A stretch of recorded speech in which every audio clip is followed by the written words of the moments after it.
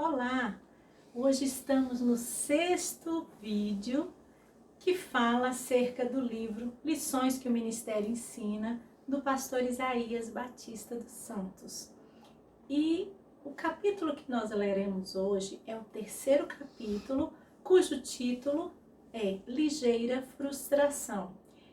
Este capítulo ele está diretamente ligado ao capítulo anterior, porque quando terminou o capítulo anterior, o pastor Isaías, o meu pai, ele tinha acabado de se batizar e posteriormente ficou bem visto, né? Tanto pelo pastor, porque ele era muito dedicado, muito estudioso, e também do diretor, o diretor do colégio Taylor Egídio, que também o olhou com muita admiração e percebeu que ele tinha jeito para o ministério, né?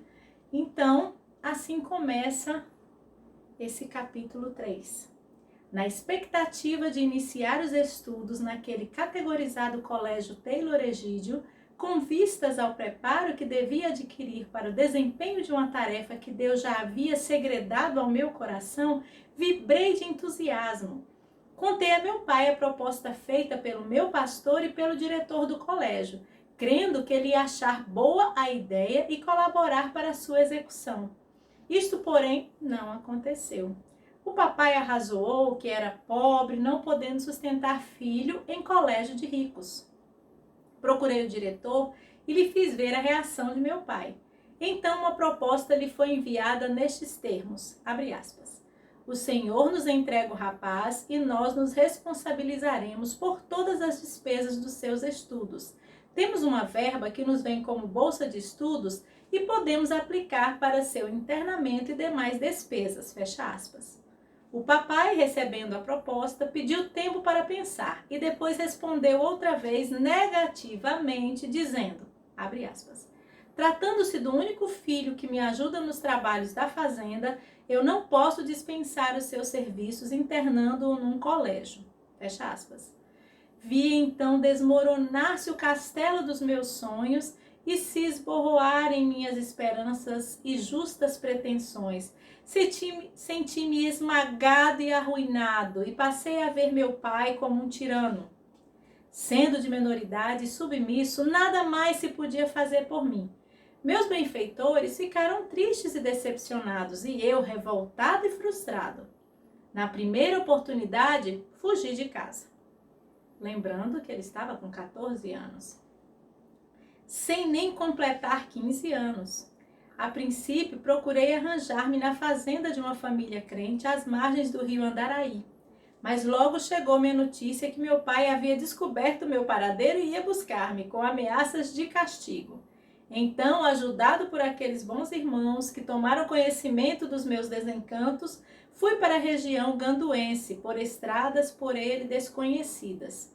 Por lá vivi, sofri doenças e privações.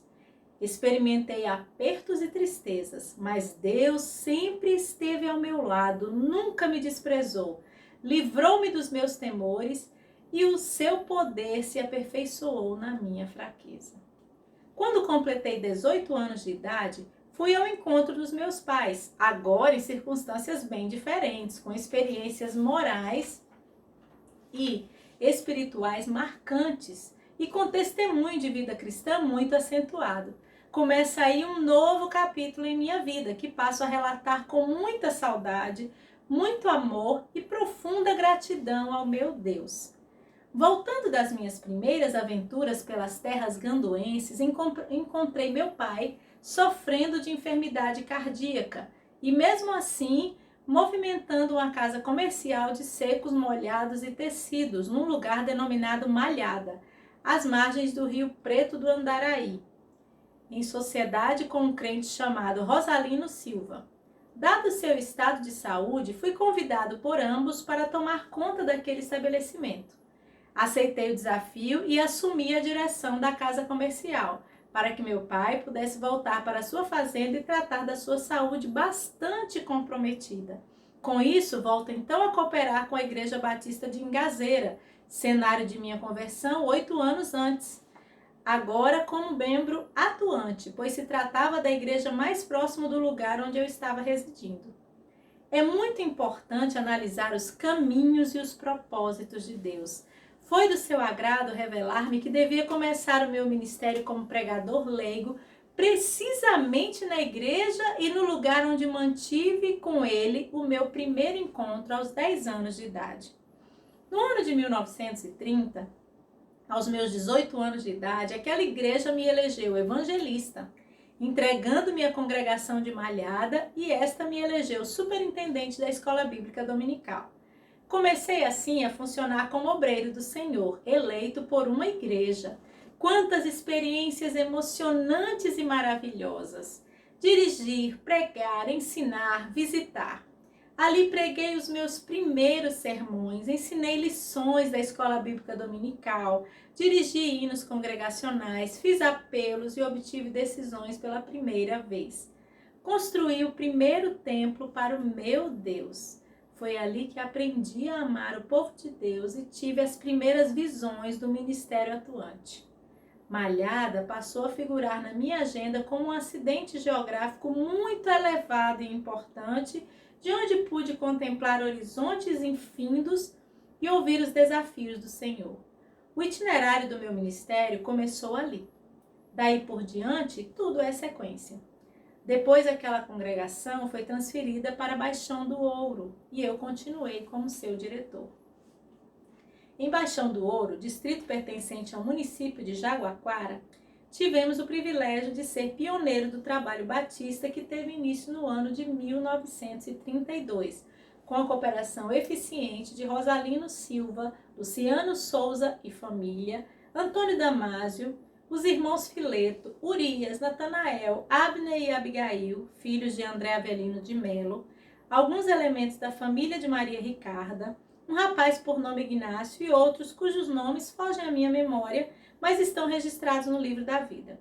Mais tarde, por conveniência de local, transferi-os para Baixão do Ouro, a igreja de Ipiúna, que encampou a congregação em data que não podemos precisar. Nos anos de 1932 e 1933, essa congregação ainda desempenhou um grande papel como sentinela avançada, prestando socorro a multidões de necessitados que percorriam aqueles difíceis caminhos, acossados pelo terrível flagelo da grande seca do Nordeste. Ali encontram eles não somente o pão material, como especialmente o pão da vida, através de Jesus Cristo. A seca havia devastado quase todo o Nordeste brasileiro: Ceará, Paraíba, Piauí, sertões de Pernambuco, Alagoas, Sergipe e o Nordeste da Bahia. Baixão do Ouro, estando situado na região sudoeste da Bahia, não foi castigado pela seca, pelo contrário, oferecia condições propícias para socorrer muita gente. Terra fértil para o cultivo de cereais, frutas e legumes. Tinha muita fartura de feijão, batatas, aipim, farinha, cana-de-açúcar e tantas outras coisas. A região, cortada por muitos rios e ribeirões perenes, porta aberta para o sul da Bahia, pelos caminhos no meio das florestas, atravessando as terras pouco exploradas de Itiúba, Penedo, Ouro Fino, Três Cepas, Tabocas, Ibiá e Gundu. Lugares de futuro, terra boa, rios pisosos, caças, cultivo de arroz, lavoura de cacau e outras vantagens.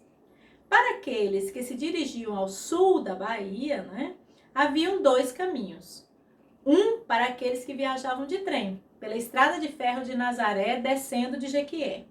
Daí partiam a pé ou a cavalo, margeando o rio Contas até Piraúna, onde atravessavam o rio e adentravam nas férteis terras do sul de Ilhéus, onde se cultivava o melhor cacau do mundo.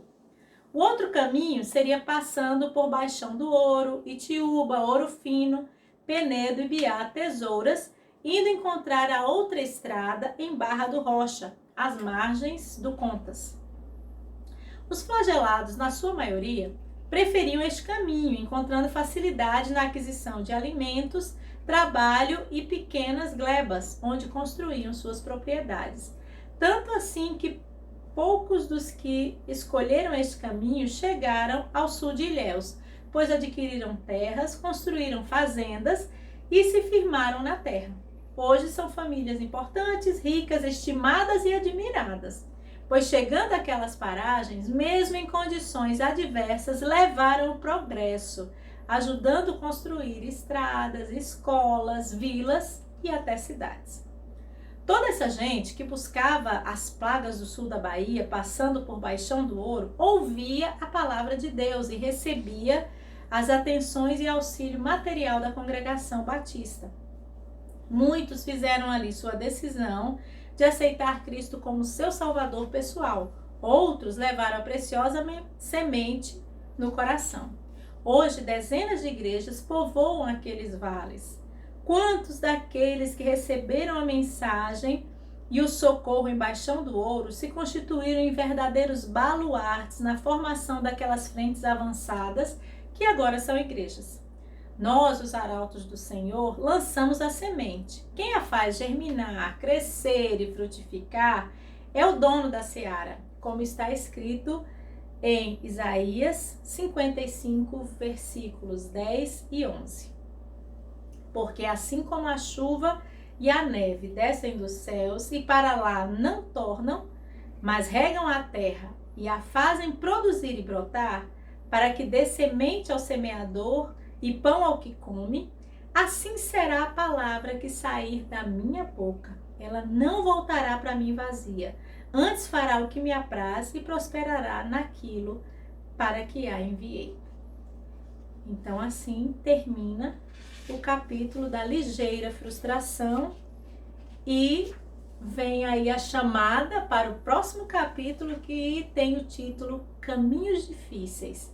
Então aguardem, estudem com atenção tudo que a gente já apresentou até aqui, que em breve o novo vídeo será lançado.